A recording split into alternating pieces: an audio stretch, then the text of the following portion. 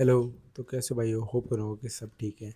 तो आज की इस वीडियो में हम जानने वाले हैं कि पुलिस रिमांड, इसके अंदर क्या क्या क्राइटेरिया रहता है पुलिस का, और आपके लिए आपकी आप क्या क्या आपको पता होगा राइट्स आपके, कि आप अपने आप को बचा सकें और क्या कुछ कर सकते हैं।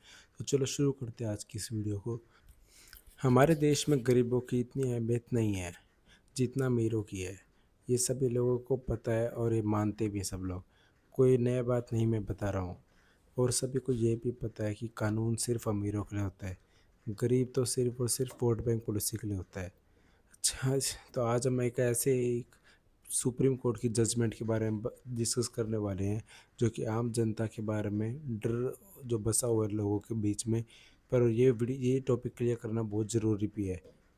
तो आज की वीडियो में हम एक बहुत बड़ा कॉन्सेप्ट, जो कि है टॉपिक रिमांड, वो डिस्कस करने वाला है। लोगों को लगता है कि रिमांड क्या है?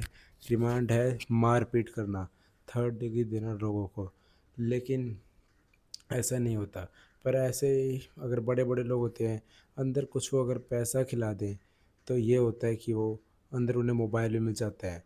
और मेरा उद्देश्य इस वीडियो को बनाने का यही है कि हर एक आम जनता तक उन्हें कानून के बारे में पता हो, कि कानून कैसे प्रैक्टिकली काम करता है। अगर आपको ये सारे पॉइंट्स एक बार में पता चल जाता है ना, तो दुनिया की कोई भी ताकत है जो आपको हरासर से आपको सफ़र हो सके जिससे। तो मैं ये इस बात को एकदम सीरियसली बोल रहा हूँ कि आपको ये जानना ज़रूरी है। क्योंकि अगर आप और जगह पर टाइम बर्बाद करोगे, तो उससे अच्छा तो यहाँ पे कुछ नॉलेजेबल जानिए। तो हम जानने वाले हैं रिमांड। रिमांड क्या होता है? पूछताछ करने के लिए वक्त, इन्वेस्टिगेशन करने के लिए वक्त, पुलिस को इन्वेस्टिगेशन के लिए। इसके अंदर ये नहीं होता कि आपने क्राइम करा है या फिर नहीं, उससे उसका कोई लिंक नहीं है, या फिर झूठे केस में आपका नाम डाल दिया गया है। ये सब कुछ हम आज डिस्कस करेंगे इस वीडियो में। सबसे पहले जान लेते हैं रिमांड क्या है। जब भी कोई क्राइम होता है, तो इन्वेस्टिगेशन होने के लिए पुलिस को टाइम चाहिए होता है। जब इन्वेस्टिगेशन के दौरान ये सारी इंफॉर्मेशन, किसने मर्डर करा, किसने कैसे मर्डर करा, कौन सा चाकू, ये सब जानने के लिए पुलिस को इन्वेस्टिगेशन करनी होती है। इसी के लिए जो टाइम पीरियड चाहिए होता है, उसी को रिमांड कहा जाता है, जो कि जुडिशियल की भाषा में रिमांड कहा जाता है। अगर मान लीजिए आपके नाम पे एफआईआर हो चुका है, इन्वेस्टिगेशन होना बाकी है, लेकिन आपको अरेस्ट कर लिया गया है, जो इसी बीच का जो टाइम पीरियड होता है वही रिमांड कहा जाता है। इसी प्रोसेस को पुलिस हिरासत कहा जाता है। रिमांड का मतलब यही होता है, अगर सिंपल भाषा बताऊँ, पूछताछ करना। इसका मतलब ये कभी नहीं होता मारपीट किया जाना। पर यहाँ पे लोग, पुलिस वाले आपकी लाचारी का फ़ायदा उठाते हैं, और उसका पुलिस वाले अपना फ़ायदा उठाते हैं। वो आपको पुलिस स्टेशन में 4-5 दिन में बिठाए रखते हैं। लेकिन ऐसा ही एकदम इलीगल है, क्योंकि आपको अरेस्ट किया गया है तो विद इन 24 आपको मजिस्ट्रेट के आगे प्रोड्यूस करना होता है। ये मैंडेटरी है, क्योंकि honourable supreme court of India और जो आर्टिकल 21 है, फंडामेंटल राइट है आपकी पर्सनल लिबर्टी का, उसके अंदर माना जाता है कि आपको 24 आवर्स के अंदर मजिस्ट्रेट के आगे प्रोड्यूस करना होता है। तो कभी भी आपको पुलिस ऑफिसर अगर इलीगली डिटेन करके रखते हैं, तो ये एब्सोल्युटली इलीगल है। और अगर आप ये सारी बातों को अगर मजिस्ट्रेट के आगे बोल देते हैं, तो पुलिस ऑफिसर की ऊपर एक्शंस लिए जा सकते हैं। तो आप सबको अपने फंडामेंटल राइट्स पता होना चाहिए। आपको ये पता है कैसे मिलता है रिमांड? में आपको बताता हूँ। अगर आपको अरेस्ट किया जाता है, विद इन 24 आवर्स के आगे मजिस्ट्रेट के आगे प्रोड्यूस किया जाएगा। मजिस्ट्रेट के सामने एक एप्लीकेशन देता है मजिस्ट्रेट को, पुलिस ऑफिसर मजिस्ट्रेट को एक एप्लीकेशन देते हैं कि हमें इस पर्सन को रिमांड पे लेना है, और हमें इंटेरोगेशन करनी है, और इन्फॉर्मेशन इससे हमें निकलवानी है। और मान लीजिए कोई हाई प्रोफाइल केसेस हैं, जैसे कोई मर्डर का या कोई एनडीपीएस का केसेस, तो इसके अंदर 90 डेज तक का रिमांड की परमिशन मिलती है, 90 डेज तक की। तो ये केस टू केस मैटर करता है कि कितनी देर का रिमांड रहेगा, कितने टाइम पीरियड का। ये सब कुछ मजिस्ट्रेट डिसाइड करता है।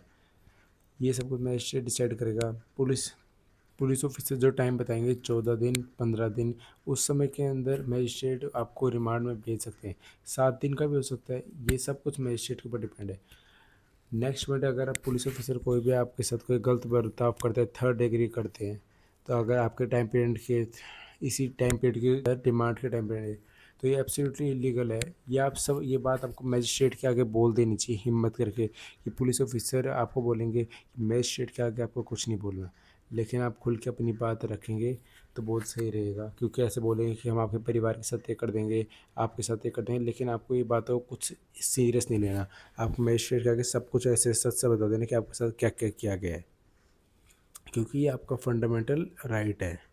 अगर पुलिस स्टेशन में मान लीजिए आपको डरा करके, धमका करके, थ्रेट करके आपसे कुछ लिखवाया गया या आपसे स्टेटमेंट ली गई, तो वो एब्सोल्युटली नहीं मानी जाएगी। कोर्ट में उसकी कोई मान्यता नहीं है, क्योंकि जो पुलिस के सामने दिया हुआ बयान, उसकी क्योंकि पुलिस के सामने दिया हुआ स्टेटमेंट की ट्रस्ट वर्दीनेस बहुत कम होता है। तो इसी के सामने यहीं पर एक इम्पोर्टेंट सुप्रीम कोर्ट जजमेंट जान के रखे, DK Vasukar versus west of Bengal. ये बहुत ही इम्पोर्टेंट केस है, ये लैंडमार्क केस है, जो आज तक इसकी कोई रूलिंग मानी जाती है आज की डेट तक। अगर पुलिस ऑफिसर नहीं मानते तो उसके ऊपर एक्शंस, उनकी नौकरी तक बात आ सकती है। मैं ये बात इतनी सही इसलिए कर रहा हूँ क्योंकि गरीबों का तो कोई अहमियत नहीं है।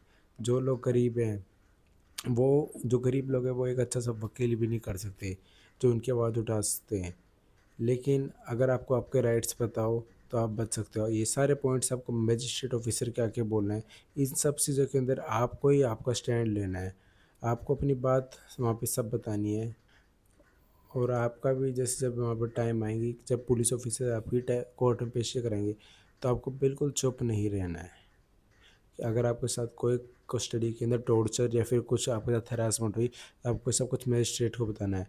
अगर मैं अब लास्ट में आपको ये बताऊंगा कि रिमांड का मतलब सिर्फ और सिर्फ होता है पूछताछ करना, ना कि आपके साथ मारपीट या थर्ड डिग्री। तो इस वीडियो के अंदर इतना ही था। आपको मेरे को लगेगा कि आपको कुछ ना कुछ इस वीडियो में सीखने को मिला है। अगर आपको कुछ सीखने को मिला तो वीडियो को लाइक कीजिए, चैनल को सब्सक्राइब कीजिए, और आ, ऐसे वीडियोस पाने के लिए हमें सपोर्ट कीजिए। सो डैट्स इन दिस वीडियो। अगर हो सके तो इस वीडियो को शेयर कीजिए, क्योंकि लाइक करके आप सपोर्ट भी दिखाइए। चलो ठीक है, ठीक है, थैंक यू भाइयों। Okay bye.